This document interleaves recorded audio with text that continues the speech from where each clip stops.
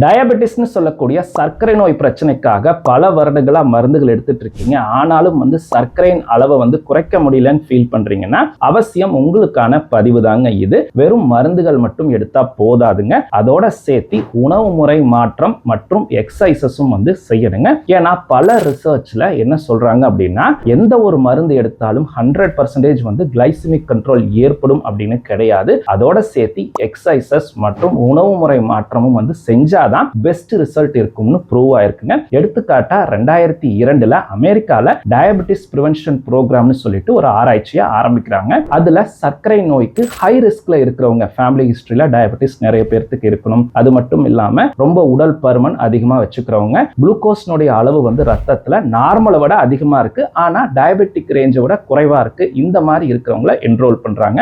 அதுல ஒரு பாதி இருப்பவங்களுக்கு மெட்ஃபார்மின் அப்படின்னு சொல்லக்கூடிய சர்க்கரை நோய்க்கான மாத்திரையை கொடுக்குறாங்க.